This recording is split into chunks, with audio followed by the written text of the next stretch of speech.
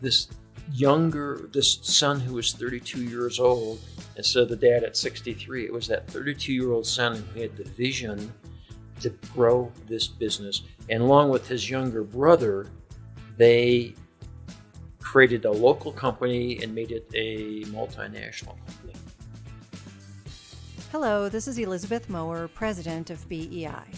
And I'm John Brown, the founder of BEI. Each episode, we take you into the world of exit planning, sharing the stories, struggles, and opportunities of business owners and their advisors. We'll get into this episode's conversation right after this. As an advisor, you have the technical skills to assist business owners in exit planning. However, few advisors know how to package the process and use it to drive the demand for their service. Learn how when you attend an upcoming bootcamp workshop.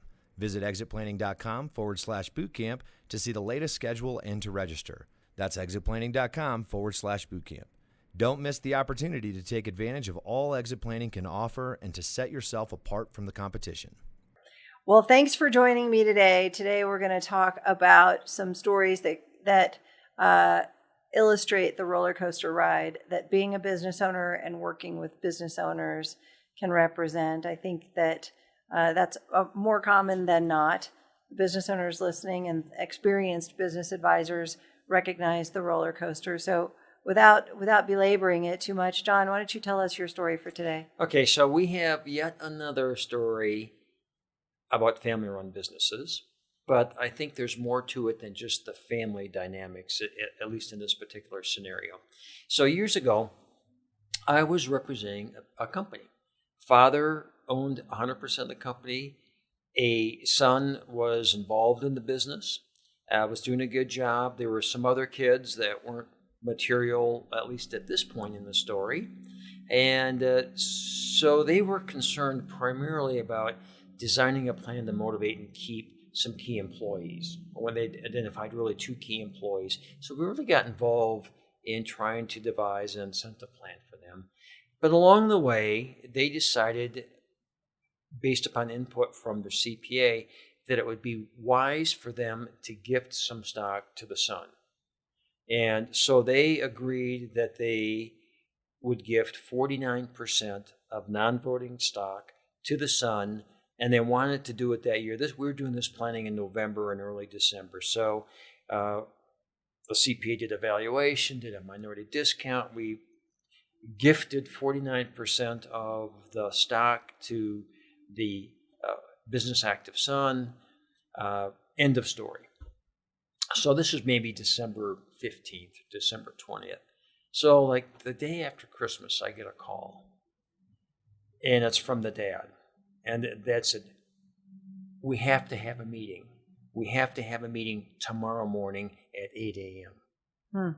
I said, okay. That can't be good. Do you want to talk about this? He said, no, we're going to meet. We're going to meet. You could just tell he was really angry and frustrated, and I was probably to blame.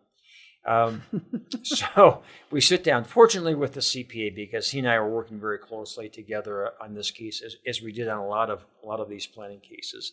So we sit down, and let's say the dad's name is Taylor. And Taylor said, well, I want you to know what happened is, the first thing that happened is after we signed all the documents and sent the gift tax returns in, and I really explained to my wife what we had done, she didn't seem to be too upset about it.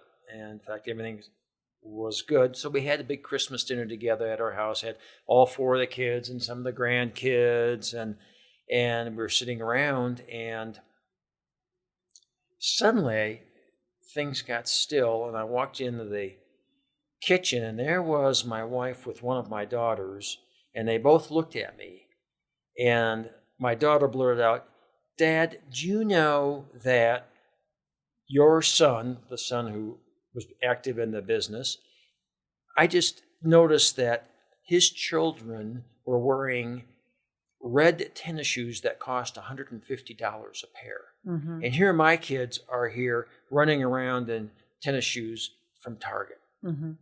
It just isn't fair what you did. And she burst into tears. And he said, it's actually kind of funny, I haven't been sleeping in my bedroom since that happened. we've got to undo this gift. It was a total mistake. And so the CP and I just kind of sat there. We were a little stunned. Eventually, we didn't undo the gift. We really couldn't undo the gift, but we were able to design some additional gift giving to benefit the two daughters who were not active in the business. Did you start with giving them shoes? We gave Shoes them would be good. we gave them a coupon for those shoes. So that was probably not a real far-sighted move on our part to begin with. And then the inactive son, we did something for as well. I don't know. He was working out of state at the time. So what did I learn from that? A couple of things, I'm guessing. Yeah, I think you could probably tell me a couple of things I learned. What did I learn from that? Well, the first thing is that it reminds me that in my house growing up, we may have had situations not unlike the shoes, and my parents ended up calling it a phenomenon called "How come she?" And there were three of us growing up. I have a sister and a brother, and it may or may not be because it tended to be my sister and I getting upset that somebody had something that we didn't have.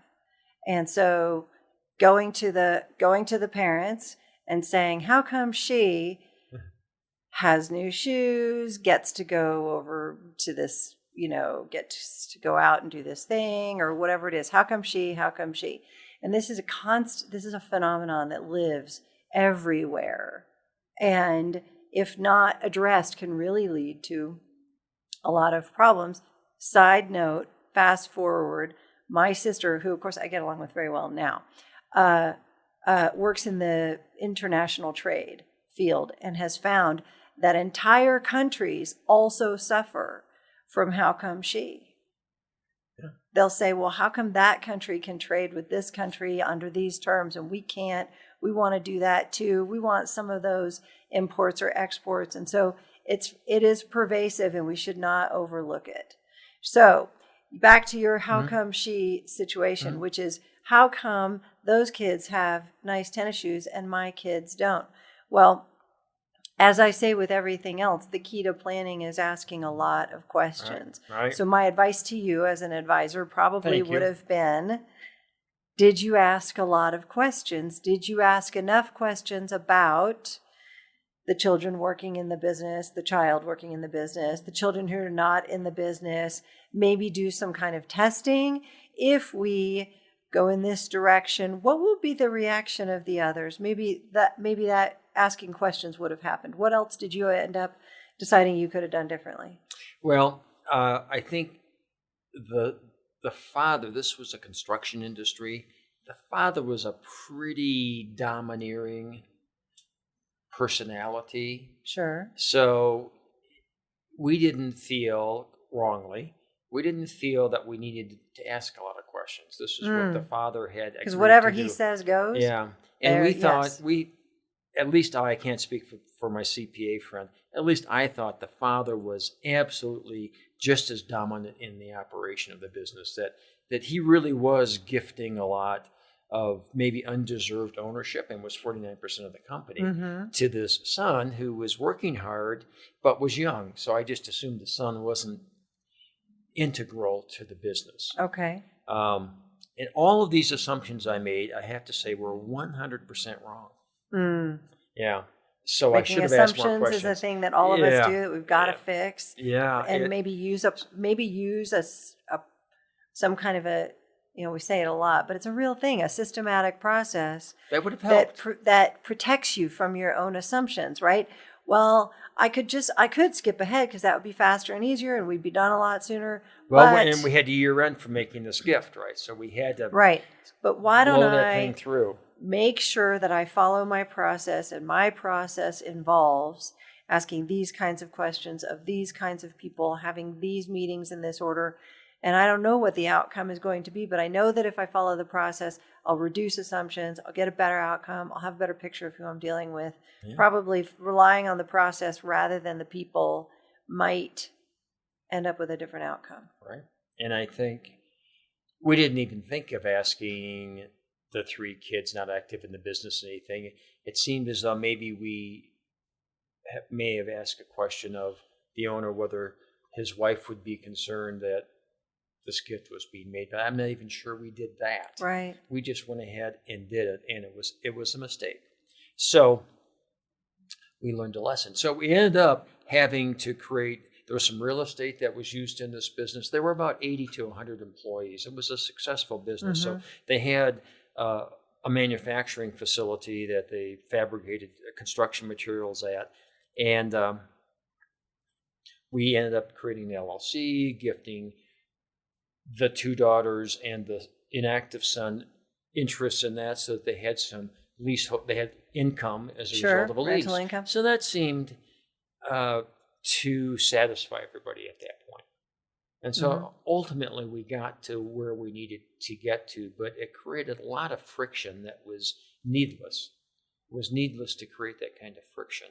And you're right, having a process, if we would have started out at the very beginning, what are the goals and aspirations of the ownership in a family-owned business, I always assume, this is an assumption I do make, that husband and wife own that business.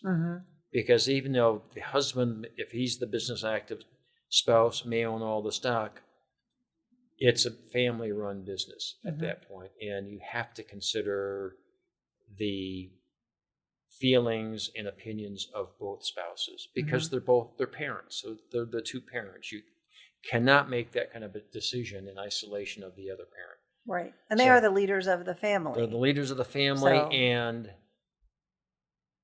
and you know, if there's going to be controversy, that some of the kids are going to go to the mother, some of the kids are going to go to the father, and so maybe you should inform them of what's about to occur. At any rate, so that was part 1 of the story. So There's I continued there's more. So part 2 is our law firm continued to represent this business. And after a couple of years, the dad started to back away from the business. Sure. He wasn't involved. The son was much more active in the business. The business started to grow. Well, part 2 then involved also the inactive son, the younger son, said, gosh, I'd like to work in this business too. And the son who owned 49% of the business said, well, wait a second. Right. You're not going to come in and just start working and getting this ownership. So how did we now more carefully design a plan to bring this younger person into ownership and base ownership on his ability to help grow the company? So what we really did is we formed another division, actually a separate company, and allowed this son who had some experience in this area to take over the operation, the responsibility for this business. So assume that maybe what this business did was manufacture a construction type material. Well, this little company was a warranty company. Okay. You could buy a warranty for this going through this company.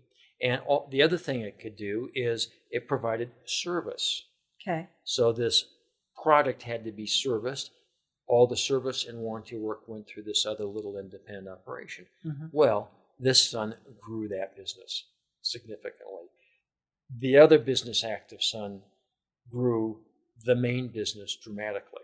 And what did you do differently in part 2 to avoid some of the issues that came up in part 1? Did you go talk to the son who was involved in the business longer and find out what kinds of things were going to, annoy or upset him? Did you bring everybody together? What did you do differently in part 2 that you would, because of what you learned? We never involved the inactive children, the 2 daughters, in these business decisions, other than to make sure that they continue to receive gifting. They had no interest in the business, for one. They were raising families. They wanted a stream of income. They didn't want the risk of owning a business in the construction industry.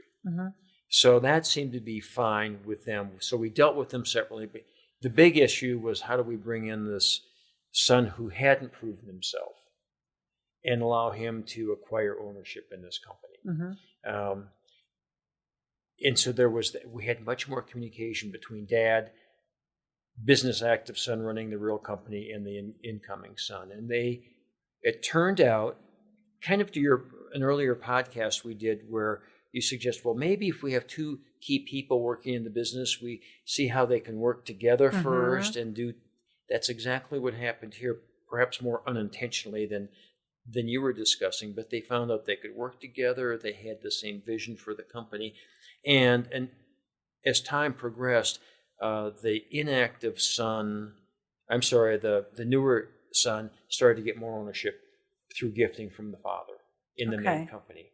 So the end of the story, the end of part 2, is we had the business active son number 1 speak at our annual conference at BEI maybe 10 years ago. Okay.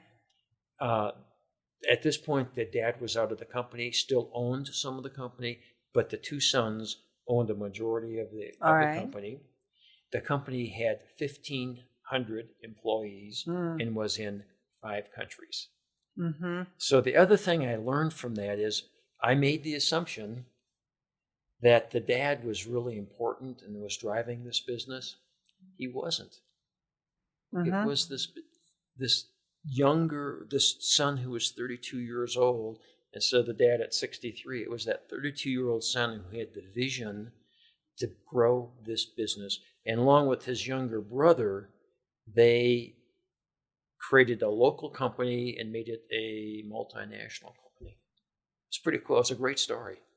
Well, that is a good story. And finally, a happy ending. Yeah. We tell so many stories where things completely fall apart. And I think all the grandkids now have red tennis shoes. Thank goodness for that. I mean, that's a good result. So holidays have been preserved. The family's been preserved. And the company has grown. And everybody's happy.